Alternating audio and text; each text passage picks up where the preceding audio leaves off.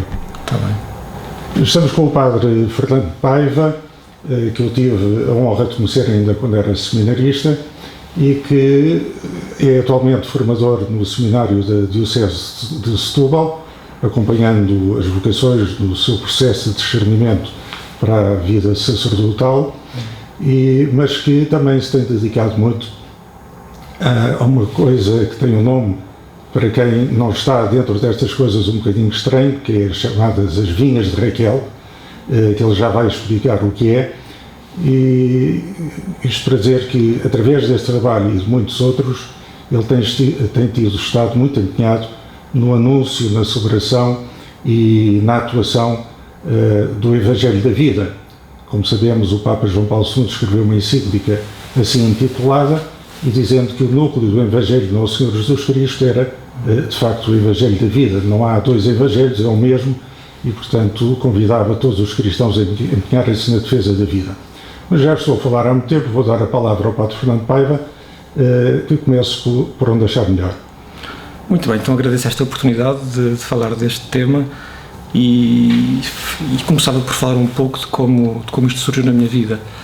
Portanto, eu já antes de entrar no seminário, durante o tempo de seminário, sempre me fui interessando muito pelas questões da defesa e da promoção da vida humana, sempre percebi que era uma grande prioridade do nosso tempo e sempre senti de alguma forma algum chamamento a envolver-me nestas questões. E então aconteceu que há cerca de 12 anos atrás, mais ou menos, aconteceu que um grupo de pessoas liderados pela Cláudia Müller decidiu lançar em Portugal o projeto Vinhas de Raquel, que basicamente é uma maneira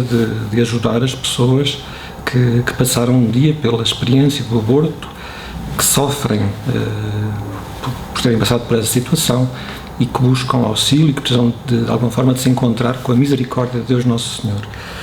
E então surgiu nessa sequência desse encontro e desse começo em Portugal um contacto com os Estados Unidos, com os Priests for Life, que organizaram no tempo de verão, que coincidia com as minhas férias de seminário, uma espécie de retiro, enfim, formação destinada a seminaristas, no sentido de haver alguma sensibilização, alguma formação nestas áreas da defesa da vida. E então surgiu a oportunidade, tive possibilidade e fui, e portanto era um conjunto de encontros e de conferências organizados pelos Priests for Life, e aí tive contacto com uma série de valências desta área da defesa da vida, em várias valências, digamos assim, em vários aspectos, nomeadamente a questão da educação, a questão da intervenção na dimensão mais pública da questão, também a questão da fundamentação filosófica, teológica de todas estas questões, e também esta dimensão da cura pós-aborto. E então fiz alguma formação nessa área, tive contacto com a fundadora das Vinhas de Raquel, a doutora Teresa Burke, e outros também que de alguma forma são especialistas nesta área. E então fui-me envolvendo ainda como seminarista nas Vinhas de Raquel e fui prestando o meu auxílio. Depois ainda voltei aos Estados Unidos mais uma vez ou outra. Tive também algum contacto com uma área tão significativa, a teologia do corpo, foi, digamos, o meu primeiro contacto com esta área, também tão importante, tão ligada também à defesa e à promoção da vida humana. E depois de padre, enfim, continuei a trabalhar assim como dando assistência espiritual aos retiros que se fazem com regularidade das Vinhas de Raquel.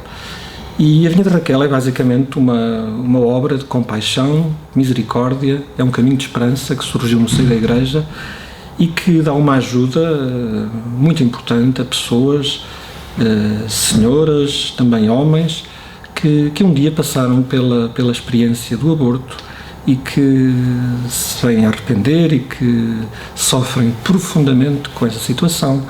e que de facto precisam de ajuda, de um acompanhamento em termos espirituais, em termos psicológicos, e basicamente é o que fazemos. A Vinha de Raquel organiza retiros de cura interior, que ocorrem com alguma regularidade, 1 ou 2 vezes por ano. Temos sempre um cuidado. aqui em Portugal, habitualmente na zona de Grande Lisboa, temos sempre um grande cuidado por, enfim, na divulgação que fazemos, não divulgar com todo o detalhe a casa onde vai ser feito, por razões que se compreendem, porque é muito importante ter o cuidado de não expor as pessoas que acompanhamos e que se dirigem a nós. E pronto, são retiros de cura interior, como disse, em que há toda uma partilha a partir da palavra de Deus, que visa o encontro com a misericórdia de Deus Nosso Senhor. É um trabalho no qual estão envolvidas muitas pessoas, até porque durante o tempo em que decorrem estes retiros, que são retiros naturalmente que têm uma base de oração muito forte, o Santíssimo Sacramento está permanentemente exposto, de tal maneira que há uma equipa externa que não tem nenhum contacto com quem está dentro, não é, no retiro, e que assegura uma oração ininterrupta de adoração, de intercessão pelas pessoas que estão em retiro, pela equipa que os acompanha, e que depois a adoração do Santíssimo decorre, depois noite dentro, pelos participantes, pelas pessoas que estão a participar no retiro e também pela equipa. Esta equipa tem naturalmente uma psicóloga, porque há aqui um trabalho conjunto entre a teologia, a espiritualidade e também a dimensão psicológica, porque há toda uma dimensão de desgosto, de luto, que precisa ser trabalhada. E então, pronto, há toda este trabalho conjunto, este tempo de oração, de partilha, de encontro com a Palavra de Deus, com a misericórdia. E graças a Deus tenho tido a graça de testemunhar os efeitos que a passagem destas pessoas por estes retiros, pronto, coisas muito bonitas, pessoas que se reencontram com Deus, pessoas que a partir deste encontro forte com a misericórdia iniciam um caminho de aproximação e de integração na vida da Igreja, um trabalho até que tem as suas implicações até na forma como a pessoa encara e vive as suas relações de matrimónio, porque sabemos, e agora não irei alongar sobre isso, que o passar por um aborto causa, digamos, muitos estragos ao nível da relação, ao nível da forma como a pessoa vive a sua vida afetiva e a sua vida de entrega no contexto do matrimónio. E pronto, para finalizar, uma mensagem de esperança. Já agora perguntar, sim. De onde é que vem este nome aparentemente estranho, Vinha de Raquel, porquê? Muito bem, tem uma base bíblica, portanto vem do livro de Jeremias e, portanto, há uma citação bíblica que fala de Raquel que chora os filhos que não teve. E, portanto, esta citação bíblica aponta para uma situação de dor, profunda dor, mas também para uma dimensão de esperança, para uma dimensão de cura, para uma dimensão de encontro com o Senhor, que verdadeiramente nos pode curar, que verdadeiramente nos pode fazer encontrar com a sua misericórdia e com o seu amor. Eu julgo que é mais, aparentemente, pelo menos, é mais compreensível o traumatismo da mulher que abortou. Sabemos que às vezes não surge imediatamente, mas às vezes até surge muitos anos depois, depende dos casos, julgo eu. Mas em relação ao pai da criança que foi abortada, não querendo que isso tivesse acontecido, ou mesmo querendo e consentindo e acompanhando, também passa por uma dor grande e também precisa de uma cura ou não. Isso é uma questão muito interessante, já me tem acontecido, pessoas que têm algum contacto connosco e que sabem que fazemos este trabalho, por vezes nos perguntam, então, mas são só senhoras que vêm aos retiros, será que isso também não podia ser aberto a homens? Mas de facto, como aliás comecei por dizer, de facto frequentam estes retiros homens e senhoras, e as situações são múltiplas, cada caso é um caso, mas há situações de homens que numa determinada altura da sua vida pressionaram efetivamente a noiva, a namorada, a esposa a avançar para o aborto, e depois, mais tarde, passado alguns anos, acabam por cair, digamos, em si e reconhecem o mal que fizeram. E isso provoca, naturalmente, um grande sofrimento e uma grande necessidade de encontro com a misericórdia. Mas também há situações em que, e também já lidei com algumas, de homens, enfim, que a situação de namoro, por exemplo, foi gerada uma vida e a namorada, enfim, tomou a decisão unilateral de avançar para o aborto. Eles, enfim, não concordavam com essa decisão e depois isso provocou-lhes um sofrimento muito grande e naturalmente é também algo que precisa também de ser acompanhado e cuidado. Importa também dizer que, agora entrando já um pouco noutra área, mas pronto, os psicólogos falam do stress pós-traumático, que efetivamente, em algumas situações que têm a ver com o aborto, de facto acontece e embora isto seja, digamos, uma questão que não é politicamente correta, porque de facto há uma pressão grande entre os profissionais de saúde da área da saúde mental, que de alguma forma são pressionados a não reconhecer esta situação no que concerne ao aborto. Mas isto, enfim, é algo que faz lembrar uma história que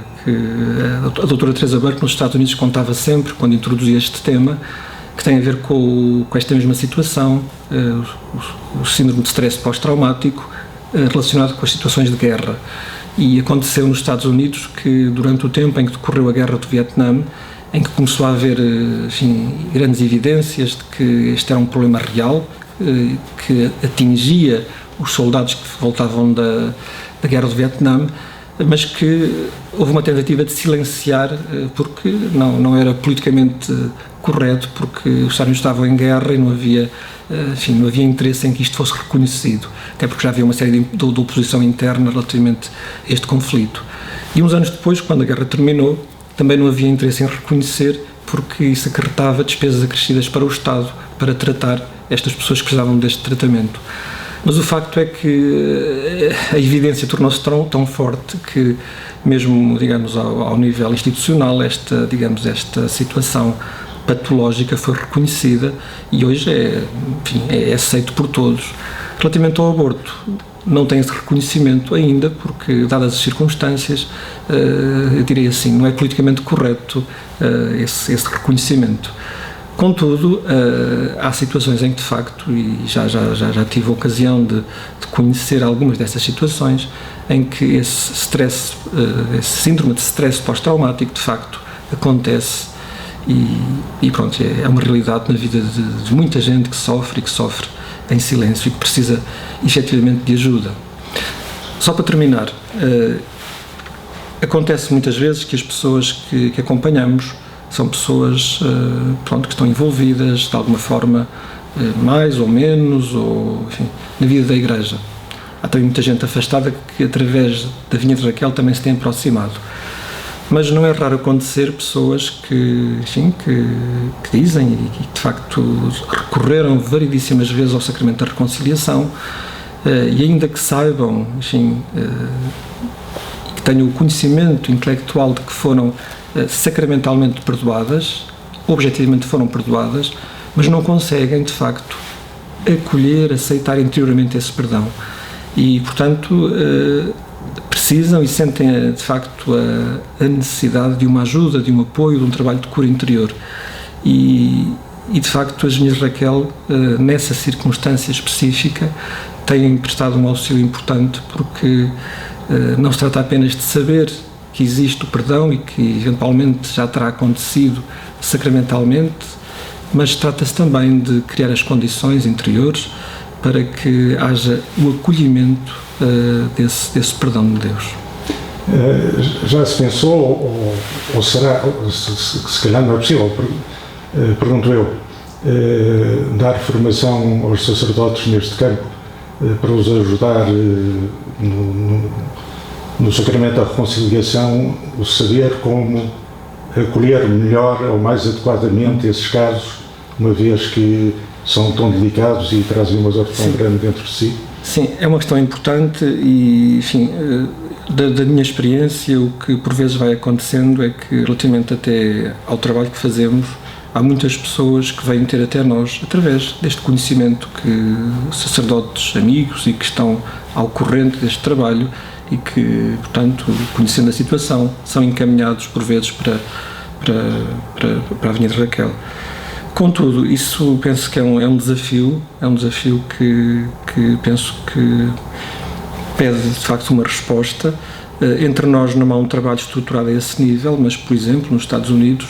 há respostas bem organizadas no sentido de dar formação aos sacerdotes e até de criar condições, digamos, institucionais, a nível das dioceses, por exemplo, através de departamentos, enfim, ligados a esta área da família, da defesa da vida, que proporcionam efetivamente um acolhimento e até uma especialização neste acolhimento e neste trabalho de cura interior, sim. Padre Fernando Paiva, existe mais algum outro sacerdote que tenha também colaborado nas Vinhas de Raquel? Ou até agora tem sido só... Sim, tem sido vários. Ao longo dos anos têm sido vários sacerdotes que têm colaborado ativamente. Agora não me lembrarei de todos, mas assim uns 2 ou 3 ou 4 que têm colaborado também nos retiros, enfim, e até num outro trabalho também de prévio aos retiros e que vai acontecendo. Sim. Em relação, é também formador no seminário, como é que está na Diocese de Setúbal a questão das vocações? Tem tido vocações? Estes novos que entram no seminário estão despertos seguramente para a nova evangelização e também para estas questões do Evangelho da Vida? Ou isso faz parte também da formação do seminário ou é uma formação que vem posteriormente? Bom, relativamente às vocações, a Diocese de Setúbal, enfim, tem tido vocações. Agora temos um ligeiro decréscimo pontual estes últimos 2, 3 anos, mas tem havido, enfim, dada a nossa dimensão, assim, temos tido, graças a Deus, jovens que se têm aproximado e que têm iniciado este caminho de formação e de discernimento. Relativamente a estas questões da defesa da vida e da promoção da vida, da promoção e da defesa da vida humana, eu penso que atualmente os jovens são muito sensíveis a esta questão, porque de facto é uma questão do nosso tempo e se aqui há uns 50 anos atrás haveria outras questões emergentes que mereciam e que de facto suscitavam o cuidado de sacerdotes e de seminaristas e de jovens sacerdotes que iniciavam o seu ministério, vão percebendo que há uma sensibilidade que no fundo resulta do estar atento aos sinais do tempo, dos tempos. E de facto o nosso tempo, perante tantas ameaças à vida humana, não vai deixando de suscitar este interesse, este desejo também de estar ao serviço do Evangelho da Vida. Muito obrigado, Padre Fernando Paiva, não só por esta entrevista, mas principalmente pelo trabalho esplêndido e magnífico que desenvolve, acompanhando tanta gente na sua dor, no seu sofrimento e procurando que elas encontrem de facto a misericórdia de Deus. Damos muitas graças a Deus por isso e esperamos poder voltar a nos encontrar e poder voltar a partilhar da sua sabedoria. Muito bem, eu que agradeço esta oportunidade. Boa tarde.